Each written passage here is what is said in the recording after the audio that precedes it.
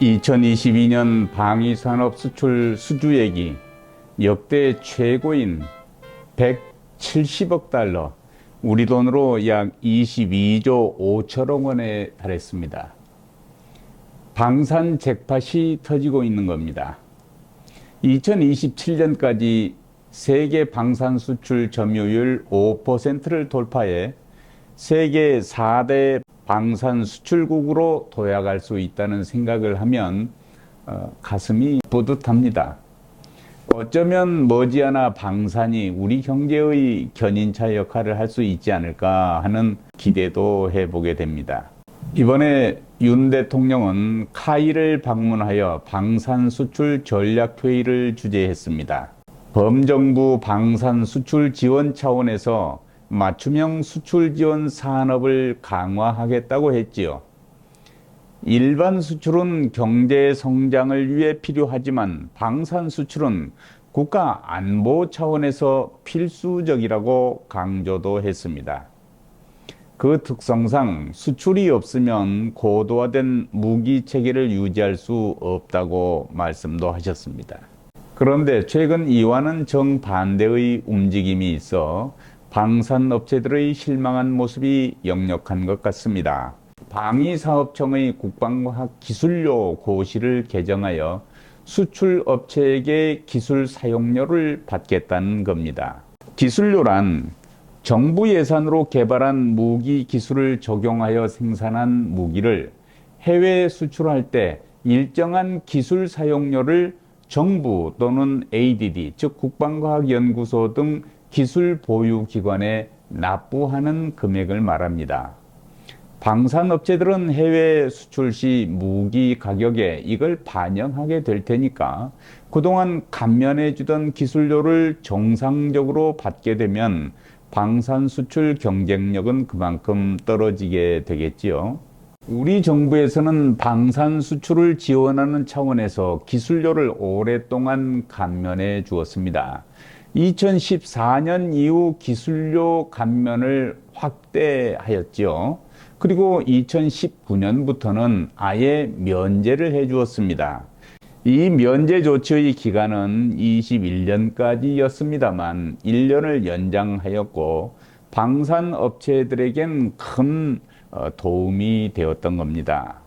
최근 방산 수출 물꼬가 트였고 방산 분야 전망이 아주 좋아지는 상황이지요. 신냉전 분위기에서 무장을 강화하려는 국가들이 무기를 지금 사들이고 있는 겁니다.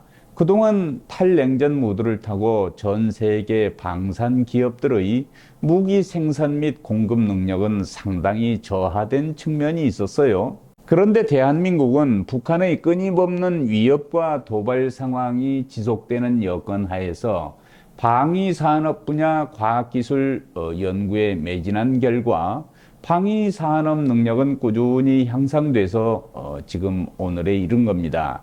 여기에다 기술료 전면 면제라는 정부 지원까지 더 씌워져서 방산 호기를 맞을 수 있었던 거 아닌가 이렇게 평가합니다. 그런데 2023년 1월부터 기술료를 징수한다는 겁니다. 최근 고시 개정을 통해서 이런 조치가 나왔는데요. 방산업계로서는 복병을 만난 셈입니다.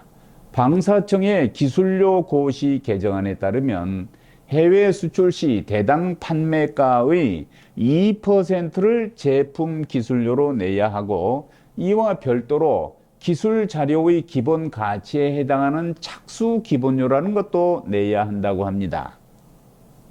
해외에 기술 이전을 해주는 경우라면 기술 이전료 명목으로 정부 투자비의 최대 10%까지 추가로 기술료를 부담해야 한다고 합니다.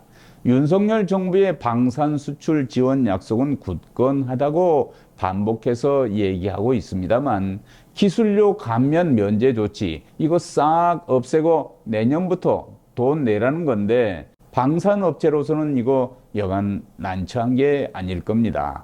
대부분의 K방산 구매국들이 단순 무기 구매가 아니라 현지 생산을 요구하고 있습니다.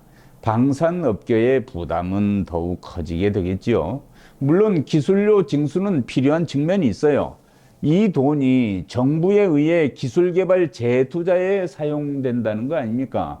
또 연구개발 지원, 인센티브 재원으로 활용되기 때문에 무기 경쟁력을 높이는 선순환 구조를 만드는 데 확실히 도움이 될 겁니다. 무기체계 연구 개발이 활성화되고 방위 산업 육성에 긍정적인 영향을 주지 않겠습니까?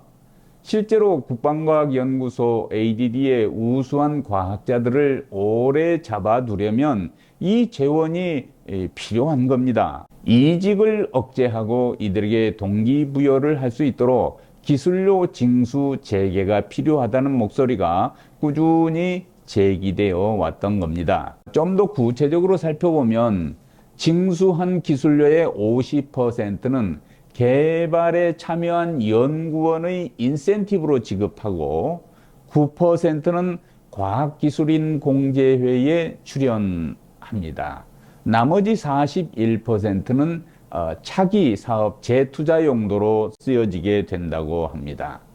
타 부처 정부 출연 기관처럼 자체 수익 사업 등을 통해 구성원의 처우 개선을 할 수 없다 보니 ADD 입장에서는 기술료 수입이 절실했던 거지요. 하지만 이번 방사청의 기술료 고시 개정에서 안타까운 부분은 기술료 징수 그 자체에만 집중하고 그 이면에 있는 첨예한 논쟁거리들을 외면한 거 아닌가 하는 점입니다. 수출로 돈 벌었으니 이제 내놓으라, 뭐 이런 식으로 받아들여질 소지가 좀 있어 보여요. ADD가 개발한 무기 기술, 이거 따지고 보면 국민 세금으로 개발된 건데 이 기술의 소유권을 ADD라는 기관이 갖는 게 맞는 건지 다각도로 따져볼 필요가 있어 보입니다. 그리고 원천 기술 이외의 운영 노하우라는 것도 있지 않겠습니까?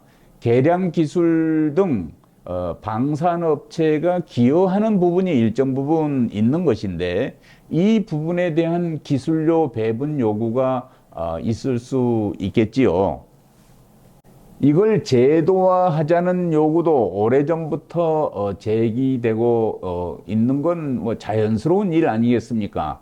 이에 더해서 무기 수출을 위한 기업의 해외 전시에 참가, 그리고 이런 걸 통한 마케팅 노력, 이런 데 대한 평가도 평가를 받아야 될 겁니다.